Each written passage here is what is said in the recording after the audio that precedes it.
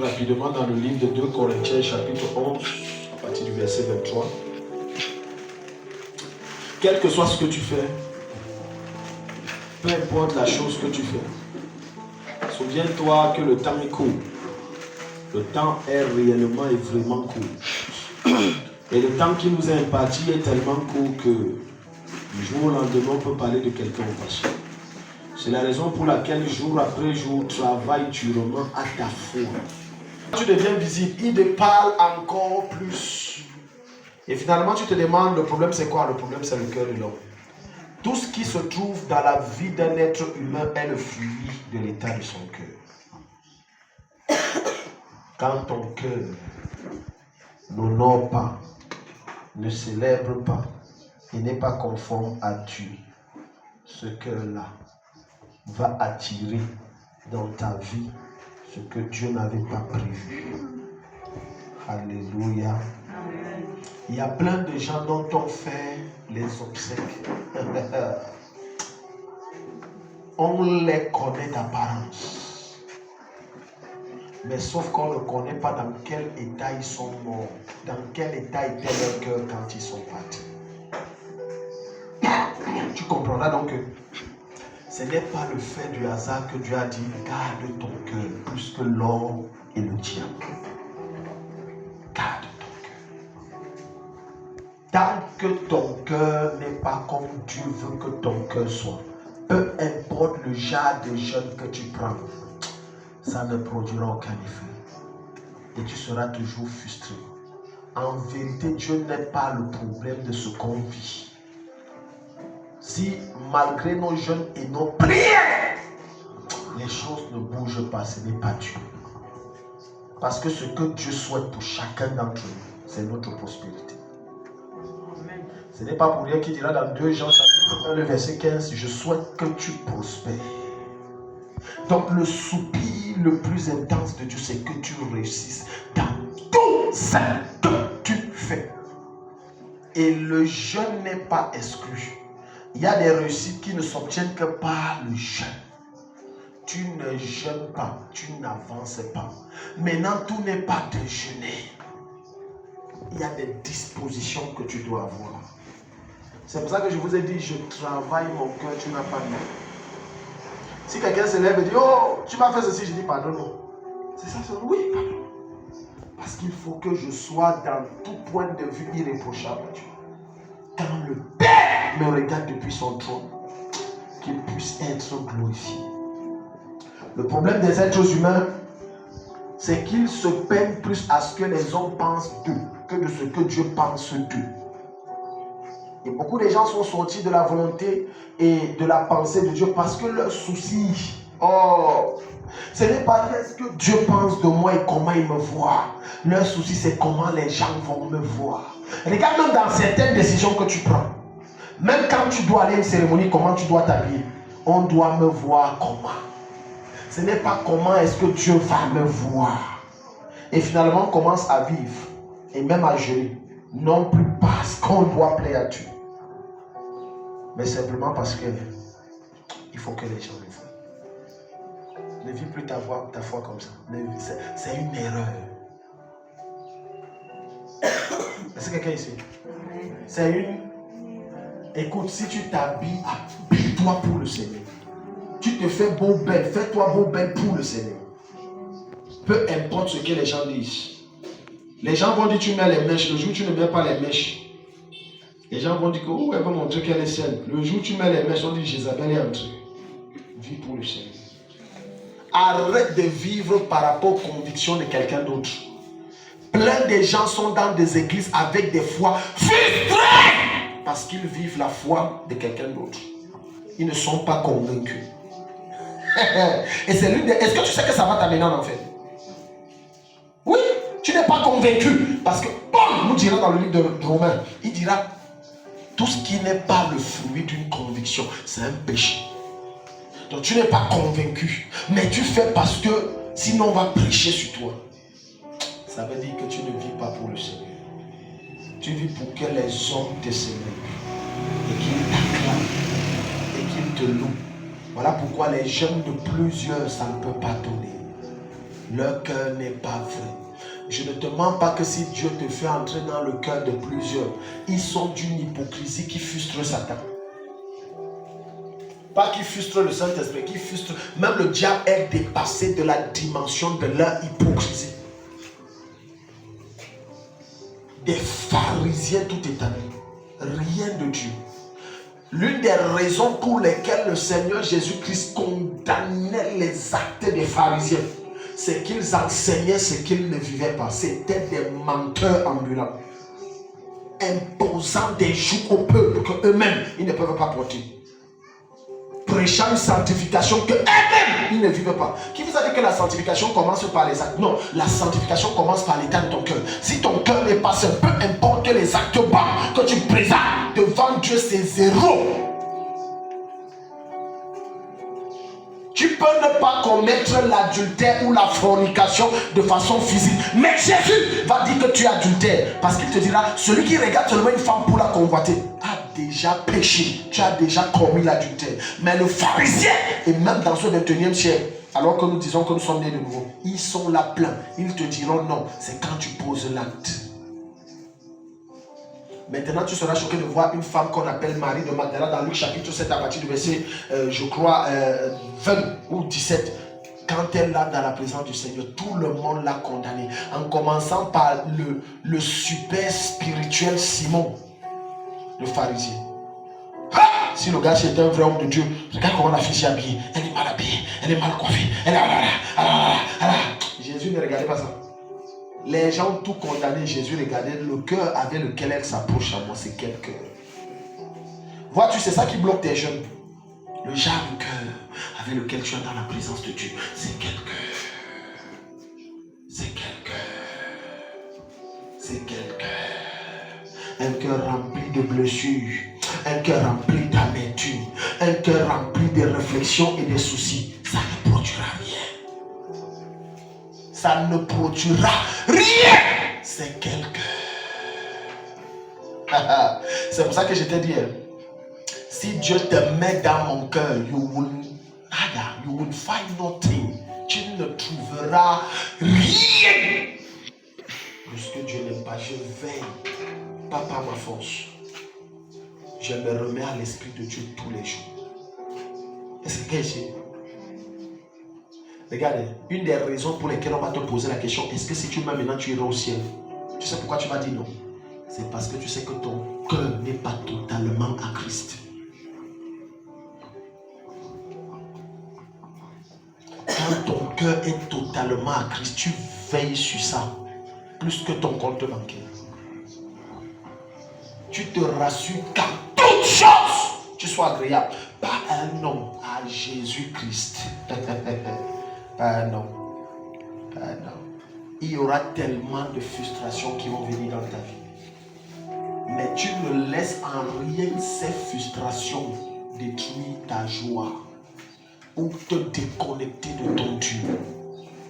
Et ça fait que quand tu jeûnes, avant que tu parles au Seigneur, le Seigneur dit, mon fils, je suis déjà là. Parce que ce qui a dit Dieu vers toi, ce ne sont pas tes paroles. Ce n'est pas la qualité de ton bon français quand tu pries. Les gens croient que c'est je suis docteur, Makato, Nikapa. Ça n'impressionne pas le ciel. Ce n'est pas le genre de relation que tu as. Ça n'impressionne pas le ciel. C'est quel cœur? Ah, c'est quel cœur? Quand tu entres, c'est quel cœur? Alléluia. Ah. Souvenez-vous du thème, le jeûne selon le cœur de Dieu. Tant que tu ne jeûnes pas selon le cœur de Dieu, Dieu ne t'entend pas. Et tu dois avoir d'abord un cœur qui soit selon le cœur de Dieu. Parce que pour que Dieu t'entende, ton cœur doit être comme son cœur. 2 Corinthiens chapitre 11, partie verset 23, si quelqu'un n'a pas, je vous fais la lecture. Arrête de vivre un christianisme froid. Tu n'auras pas de victoire face au diable. Personne ne peut combattre le diable en portant les stigmates, les éléments, les composants et la sémence du diable. Personne. Tu ne peux pas combattre le diable avec ça. Tu as besoin et tu es obligé de porter ce qui appartient à Dieu. Maintenant, quand tu jeûnes, les forces des ténèbres sont obligées de se soumettre. Dans l'église, il y a des grands prieurs et des grands jeûneurs. Mais parmi les grands prieurs et les grands jeûneurs, il y a très peu de gens qui ont des cœurs qui ressemblent à celui de Dieu. Et c'est le problème. Très peu. Très peu. La plupart ont des cœurs que quand Dieu entre dedans, c'est une forêt noire. Très noire. Très noire. Il veut amener sa lumière, mais les gens bloquent. Alléluia. Hier, je causais avec l'homme de Dieu. Vous savez, cette nouvelle, ça m'a fait mal au cœur, mais j'ai dit, bon, qu'ils assument les actes. Écoute-moi, chaque acte que tu poses est le fruit de ton cœur. Alléluia. Non, disons-nous la vérité. Je dis chaque acte. Voilà pourquoi Jésus dira, c'est de l'abondance de l'état de ton cœur que ta bouche va parler. Ce n'est pas de l'état de ton intellect, mais c'est de ton cœur. Quand quelqu'un fait le bien, c'est de l'abondance de la préméditation du cœur qu'il a conçu dans son âme de faire le bien qu'il le fait. Il n'attend rien de personne. Hier, l'homme de Dieu me dit, parce qu'on était à une cérémonie de send-off, il me dit, voilà, tu as appris que tel, bref, c'est quelqu'un que vous avez connu ici. Sa femme a encore perdu aussi une troisième personne dans la famille. J'ai dit, qu'ils assurent. Tu es ici. En moins de 6 mois, 3 personnes. Tu étais informé? 3 personnes. J'ai dit, ah bon? J'ai dit, oui. J'ai dit, bon. J'ai dit, pasteur, cette femme m'a humilié. En public, je me suis tué. Ma femme voulait réagir. Elle est venue jusqu'à la maison pour entrer. J'ai dit à ma femme, ne réagis pas, laisse. Le dossier, si c'est le plan de tout. Vous voyez la maturité. Quand ton cœur a Dieu, tu ne laisses pas tes émotions diriger tes actes et tes paroles. Un autre homme de Dieu aurait dit, si je suis homme de Dieu, si j'aime, et ça devait marcher. Mais sauf que Dieu ne prendrait pas plaisir à ça. Et ça, tu es ici. Mais j'ai dit que non. Ma femme voulait, j'ai dit, tu es entré, quand on a fini la réunion, tu es entré, voilà, tu as commencé à nous insulter, machin et tout. J'ai dit, j'ai dit, Seigneur, pardonne-le. J'ai dit, je me laisse, le dossier dans le plan. Mais je savais que le fait que mon cœur était sous discipline de l'esprit, Dieu ne devait pas laisser la faire ici. Et ça ne va pas s'arrêter là. Ça ne va pas s'arrêter là. Parce que Dieu va aller toucher maintenant ce qui peut les faire vraiment mal, tous les deux. Suivez mon regard. Quand je suis ça, j'ai mal. Je dis non. Maintenant, ce n'est pas. Le Seigneur dira à Jérémie, ce n'est pas à eux de revenir à toi. Ce n'est pas à toi de revenir à eux, c'est à eux de revenir à toi. Je ne peux pas aller les chercher. Non. Ça, ce n'est pas l'humilité, c'est la bêtise. Parce que Dieu va toucher maintenant un de leurs enfants. Tu vois, quand ton cœur est totalement soumis à Dieu, tu ne réagis plus sous le coup de la colère. Je vais non. Ce qu'on te fait mal.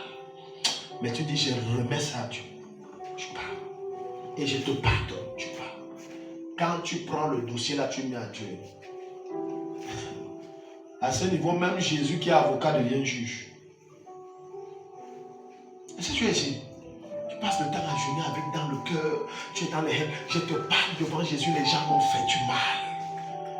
J'ai dit, je n'ai jamais pris mes genoux, mettre au sol et dit, Seigneur, bloque sa vie, bloque. Pourtant, j'ai eu mal. Je ne suis pas le roi. Je ne suis pas une pierre. Tu tapes la pierre ne sent rien. Je suis un être humain fait de chair et de sang. J'ai des émotions, ça fait mal. Jamais. Pourquoi? Le cœur. J'ai pris ça, j'ai donné. Si tu ne donnes pas ton cœur totalement à Jésus, que c'est lui qui gère, tu agiras toujours selon tes émotions. Est-ce qu'en donnant ton cœur à Jésus, on va plus te blesser? Non, je te promets que ça va augmenter. Je t'ai dit, ça va augmenter bien même. Et c'est là où, regarde, c'est le job du diable de te blesser pour que tu sois amer, comme ça vous allez ensemble en enfer. C'est son job. Qu'est-ce que tu veux dire? Non, c'est son job, c'est son travail. Donc n'en vaut pas le diable, pourquoi les gens ne m'aiment pas? On est toujours en train de me blesser. 2 Corinthiens 11, verset 23. Tu es là, tu prends ton cœur toujours attaché, on t'a fait, on t'a fait. On ne va pas te faire cap. On va toujours te faire. On va toujours te choquer. On va toujours te blesser. On va toujours te manquer du respect. Parfois, les enfants que tu as vu grandir devant toi, ça sera toujours ça. Mais remets ton cœur à Dieu. Quand ton cœur à Dieu, ça veut dire que tu es mort en Christ. Ouvrons la Bible dans 2 Corinthiens chapitre 11, verset 23. Des serviteurs du Christ, je le suis bien plus que. Oui. En disant cela, je parle encore comme un fou. Comme un fou. Tu vois, les gens ne peuvent pas te comprendre, oui. J'ai travaillé plus que. Oui. J'ai été en prison plus souvent que. Oui. On m'a frappé encore beaucoup plus. Oui. Et j'ai été en danger de mort plus souvent que. Oui. 5 fois les Juifs m'ont donné les 39 coups de fouet. 3 fois les Romains m'ont frappé durement. Une fois on m'a jeté des pierres pour me tuer. Oui. 3 fois j'ai été sur un bateau qui a coulé. Oui. Et une fois j'ai passé un jour et une nuit dans l'eau. J'ai fait beaucoup de voyages. Et j'ai connu beaucoup de dangers. Danger à cause des rivières. Des bandits. De mes frères juifs ou des non-juifs. Danger dans les villes. Danger dans le désert. Danger sur la mer. Danger des faux frères. J'ai fait des travaux très épuisants. Et j'ai souvent manqué de sommeil. J'ai eu faim et soif. Et j'ai souvent manqué de nourriture. J'ai eu froid. J'ai manqué de vêtements. Et je n'ai pas parlé de la chose la plus importante. Donc ça là même, ce n'est même pas la plus importante, oui. Mon souci de toutes les églises. Oui. J'y pense tous les jours. Tu vois, toute cette douleur de ce monsieur qu'on appelle l'apôtre Paul, ce n'est pas la faim, la soif, les digues. On l'a insulté, on l'a tapé, ce n'est pas ça. Son souci, est-ce que je plais à Dieu? L'église que j'ai bâtie là-bas, c'est à quel niveau même? Donc tu vois, il ne passe pas le temps, il n'a pas élevé en prière. Seigneur, me tape, on ne m'aime pas, on me salue. Ouais, non, ce n'est pas ça son souci. Son souci, mais la fête de Dieu, c'est ça même à quel niveau? Quel est ton CV en Christ? Et puis que tu dis que tu as donné, même si tu me dis j'ai un mois dans la foi, je te pose la même question que Christ te posera le jour où nous allons mourir, nous allons nous trouver devant son tribunal. Quel est ton curriculum vitae en Christ? Qu'est-ce que tu as fait? Le curriculum vitae, c'est quoi? C'est un document dans lequel sont mises toutes les informations des œuvres et des activités que tu as fait, qui peuvent parler en ta faveur devant une éventuelle interview. Maintenant, il y a aussi un CV spirituel. Quel est ton CV spirituel? Depuis que tu as donné ta vie à Jésus, tu as fait quoi pour Dieu? Quelles sont les marques de Christ que tu as, même dans ta chair? Que regarde, tu vois là-dessus ici. J'étais allé quelque part, c'était pour l'œuvre de Dieu, et au retour, tu vois ça? C'est qu'un patron m'avait visé parce que je prêchais l'évangile. Tu vois ça? Quel est ton CV? Il dit, j'ai été emprisonné, j'ai été battu. J'ai connu la faim, la soif. Il y a des chrétiens qui n'ont jamais connu de faim et de soif. Ils ne connaissent pas ce que ça veut dire. Ils ne connaissent pas. C'est pour ça qu'il te dit que notre manière de servir Dieu, toi et moi, ça sera toujours différent. Il ne connaît, non, il ne connaît pas. Dormir affamé, non, il ne connaît pas dormir affamé. Lui, il ne connaît pas. Il ne connaît pas. Il ne connaît pas. Quel est ton CV? Tu as fait quoi pour le Seigneur jusqu'à le ciel dit dans son... Regarde, parce que pour ta récompense, non, le jour où toi et moi on meurt et on se retrouve devant le Seigneur, Dieu va sortir notre CV. Ok, il a fait, elle a fait, il a soutenu les orphelins, il priait pour les gens, on l'a blessé, il n'a rien dit, on l'a insulté, il ne parlait pas. Au lieu de parler, de prier pour les maudits, il priait plutôt que Seigneur, souviens-toi d'eux. Alors, ça entre dans le CV. C'est pour ça que c'est dans ça que le jeûne t'aide. Que ton cœur la change. Et que tu commences à voir et à penser comme Dieu. Et à prier comme Dieu. Et à ne plus percevoir les choses comme un charnel, mais comme Dieu.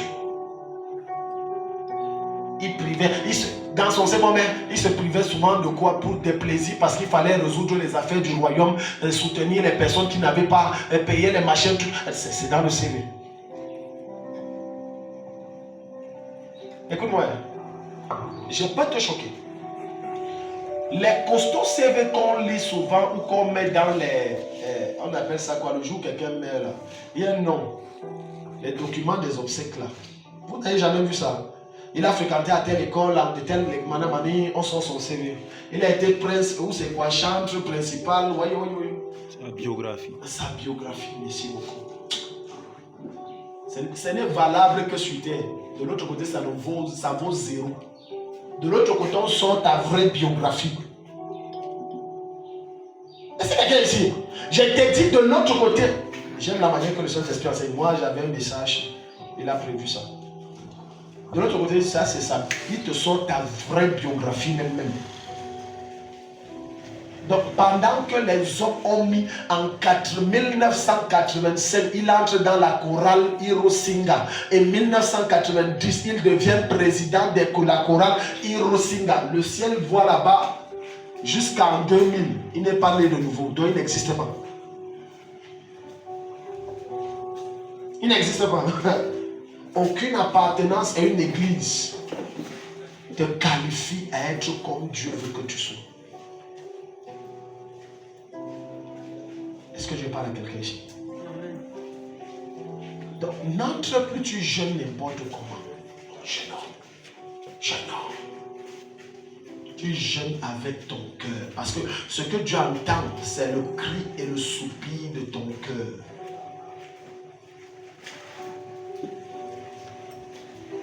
Je répète, ce que Dieu entend, c'est le cri et le soupir de ton cœur quand tu jeûnes.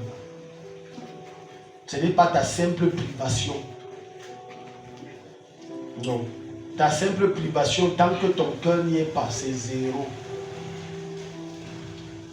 Regarde Paul, il sort son CV et le ciel enregistre et dit c'est vrai. Allons-y.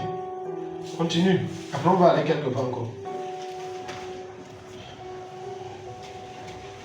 Et je n'ai pas parlé de la chose la plus importante. Je n'ai pas parlé de la chose la plus importante. Au souci de toutes les églises. Oui. J'y pense tous les jours. Quand quelqu'un est faible, moi aussi je me sens faible. Quand quelqu'un est faible, je me sens aussi faible. Quand quelqu'un commet des péchés, tu vois, cela me fait mal.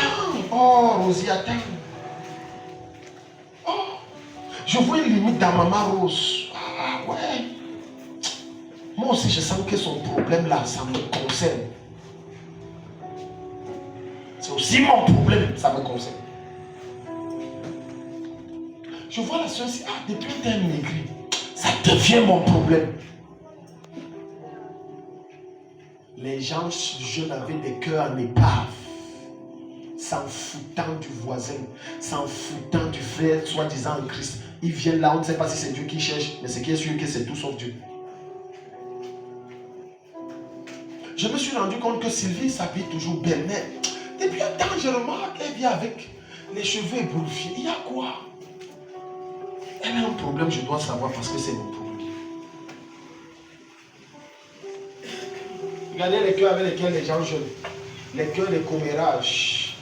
Les cœurs pour chercher dans la... Tu vois, quelqu'un s'approche même de toi pour savoir ce qui est dans ta vie. Tu crois qu'il veut t'aider? C'est pour te tuer. Pour te tuer. L'affaire de l'enlèvement là, non. Tcha. Pour te tuer.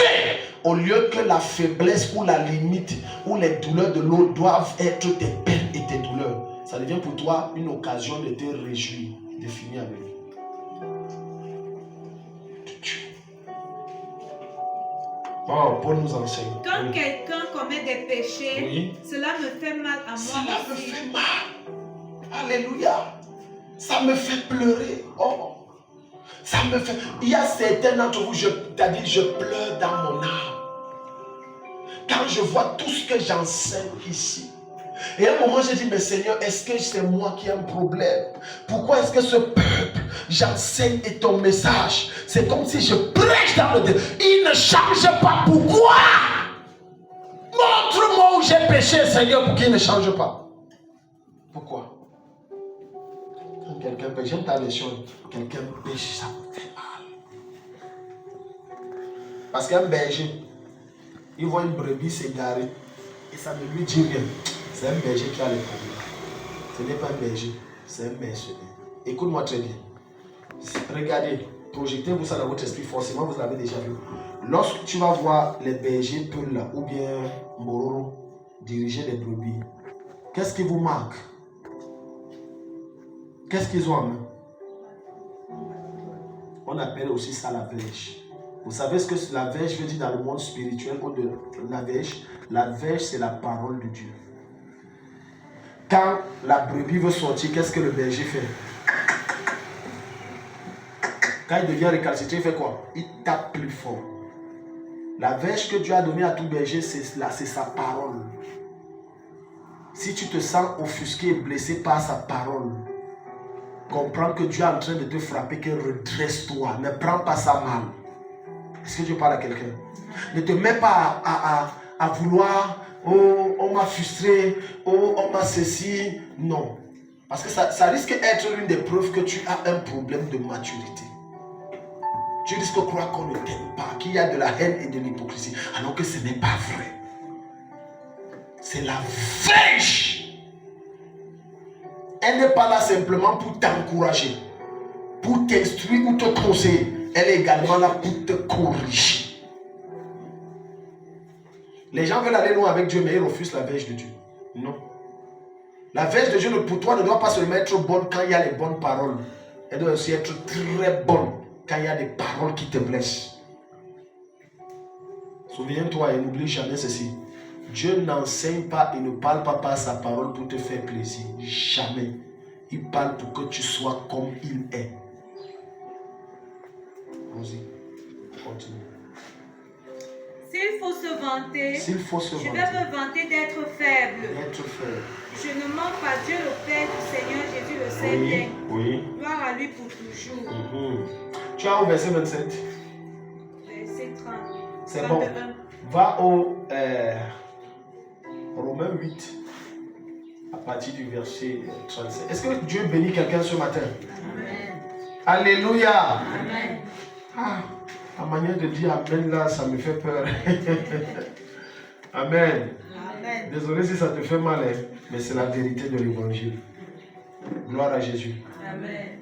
C'est pour que quand tu vas jeûner maintenant, tu vas voir les résultats tangibles. Des choses concrètes et vitales pour ton salut, pour ton âme et pour ta maison. Alléluia. Oui. Romains 8 à partir du verset 35. Qui peut nous séparer de l'amour du Christ? Qui peut nous séparer de l'amour de Christ? Est-ce que c'est le malheur? C'est quoi? Le malheur. C'est quoi? Le malheur. Ok.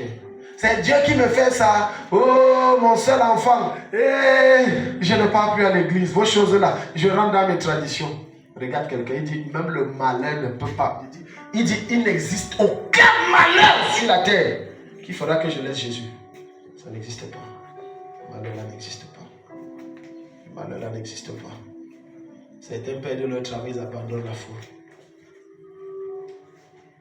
D'autres, leur femme ou leur fiancé les quittent, ils abandonnent. Regardez, si ce qui tient ta foi est autre chose que Christ, c'est question de temps, tu vas abandonner la foi.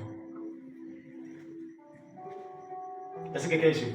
Je dis, s'il y a autre chose que Christ qui tient ta foi, tu vas abandonner. Autrement dit, s'il y a autre chose qui fait que tu loues et tu célèbres Dieu tous les jours et que ce n'est pas Christ qui est ta passion réelle, tu peux venir à l'église mais tu n'es plus dans la foi parce que ton cœur n'y est plus.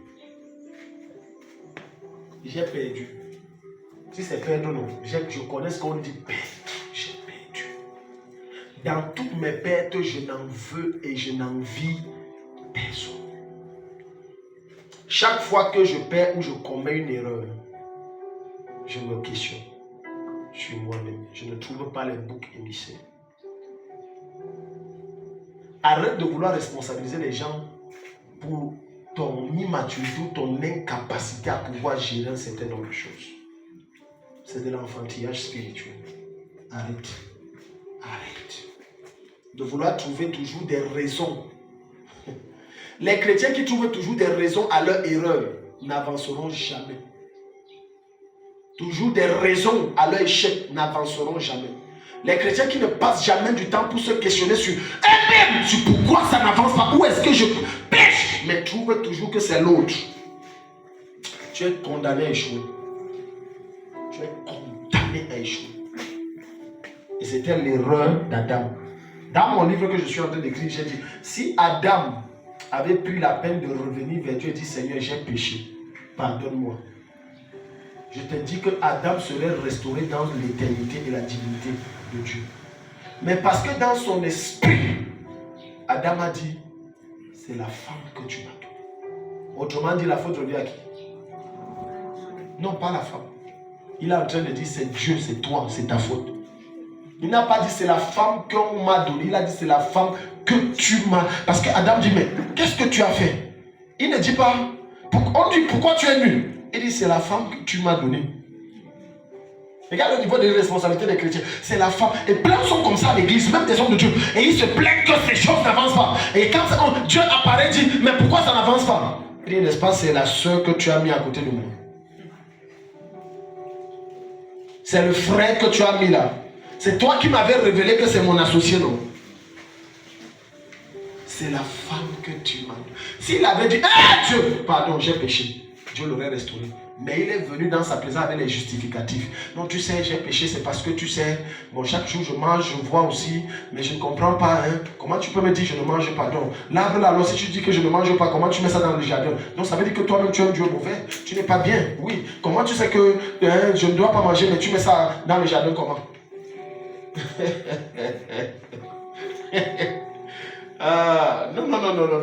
Non. La femme que tu m'as donnée. Pourquoi tu m'as donné la femme là? Donc c'est toi Dieu. Tu voulais ma chute depuis. Il y a des chrétiens qui voient que le problème qui les arrive c'est Dieu. Malgré leur jeûne, ce n'est pas Dieu. C'est ton irresponsabilité à prendre ton incapacité à prendre tes responsabilités sur tes propres erreurs que j'assume. Combien d'entre vous assumez vos responsabilités? Que j'assume. J'ai fait une erreur, j'assume. Très peu assument, la plupart fuient. Rosie, pourquoi ça n'a pas donné? Non, tu sais, Daddy, c'est que voilà, j'ai échoué dans la vie, c'est que je n'ai pas eu un bon mari, et en plus de ça, je n'avais pas un bon pasteur. Bon, quand je suis venu à la chapelle, bon, c'est vrai, j'étais encore un peu jeune, mais on avait déjà gâté la base, et Daddy, vous nous avez enseigné que la Dieu m'a dit, ah bon? Non. Tu vas aller loin. Assieds-toi, pose-toi les bonnes questions sur comment tu as fait pour échouer. Pourquoi ça ne marche pas? J'ai dit, peu importe le problème que tu as, pose-toi la question sur toi, pas sur les autres. Parce que tu auras beau me dire que c'est que j'ai des mauvais conseillers ou un mauvais entourage. Qui les a mis dans ton conseil? Hein? C'est toi-même. Donc ça veut dire que toi-même tu as des problèmes.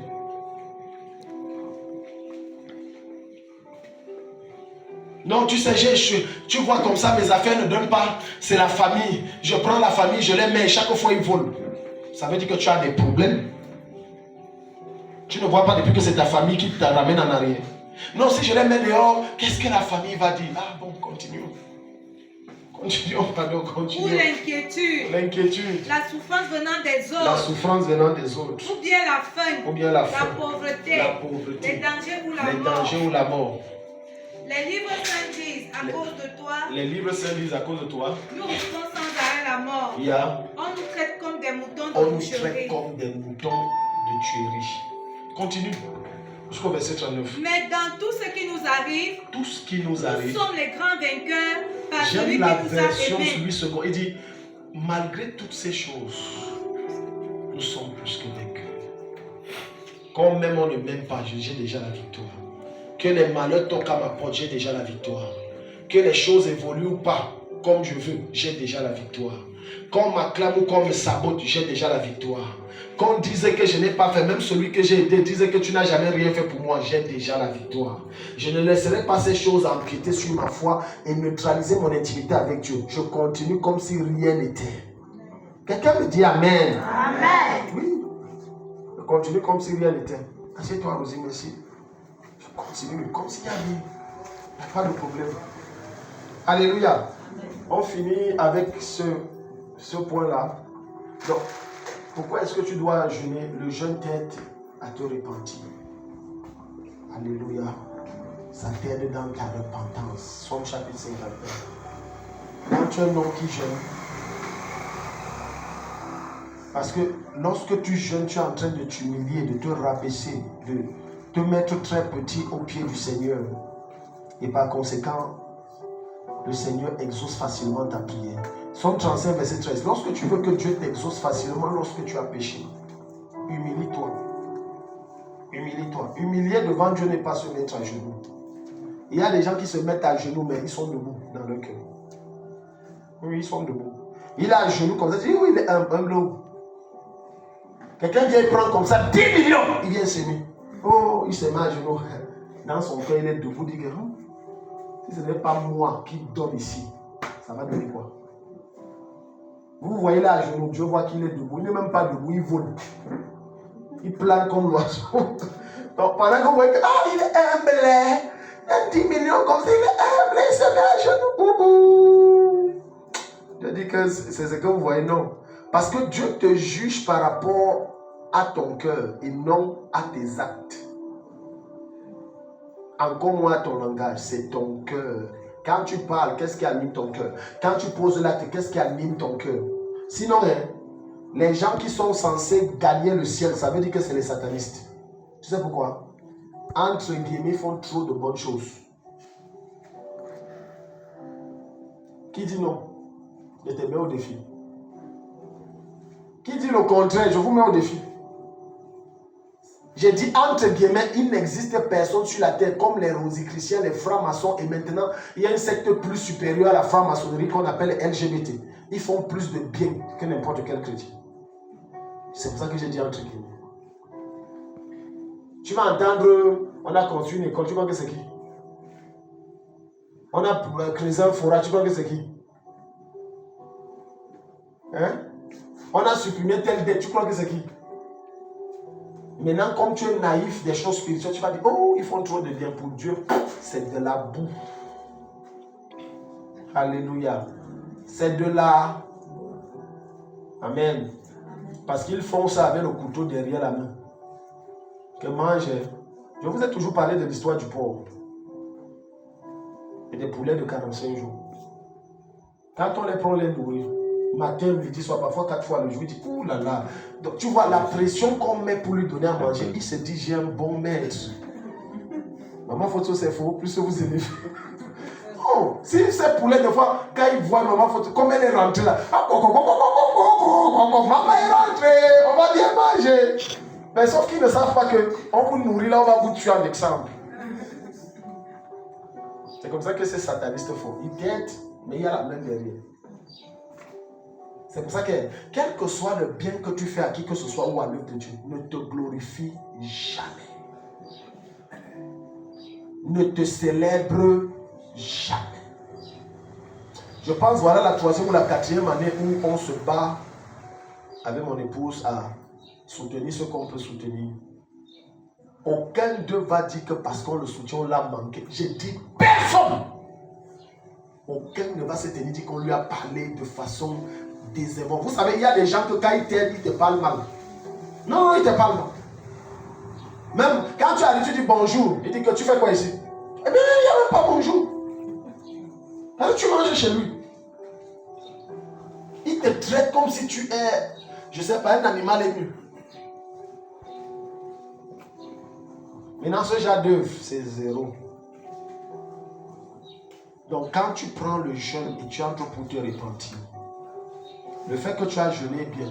Mais si Dieu ne voit pas de l'humilité dans ton cœur pendant que tu jeûnes, tu vas dire que je risque de frapper l'enfant si très mal parce qu'il joue avec lui. Le jeûne t'aide à te repentir, mais ça commence par un cœur sincère. Allons-y, Rosie, avant de finir. On va finir. 35, verset 13. Il n'y a pas le verset 13. C'est que j'ai fait une erreur. Hein? Oui. Elle dit que chez elle, il n'y a pas le verset 13. Et moi, quand ils étaient malades, oui. je faisais un sac. Quand ils étaient malades, je faisais un sac. J'humiliais mon âme par le jeûne. Je priais la tête pensée sur mon sein. Seigneur, miséricorde. Seigneur, miséricorde. Seigneur, pitié. Seigneur, miséricorde. J'ai péché. Parfois, ce n'est même pas pour toi. Parfois, c'est pour l'autre qui a péché. Tu jeûnes, Seigneur, miséricorde. Seigneur, j'ai péché. Seigneur, change le décret que tu as pris. Tu as pris un décret pour le tuer. Seigneur, miséricorde. Seigneur, miséricorde. Mais ça encore, il faut que tu sois conscient que le péché n'est pas bien. Parce qu'il y a des gens que lorsqu'ils pêchent, dans leur amen, bon, vraiment, il a demandé pardon à Dieu, non, ça va? Non. Je vais aller manger mon bon. Et mon bâton, et après ça, il y a Maté qui m'a invité à manger la sauce jaune. Avec l'escargot dedans, je n'ai jamais goûté, je vais aller essayer. Tu vois, ça, il n'y a pas de peine dans son âme. Et il méprise Dieu. Écoute, fais attention dans la manière dont tu entres dans la présence de Dieu. Avec quel genre de cœur tu entres.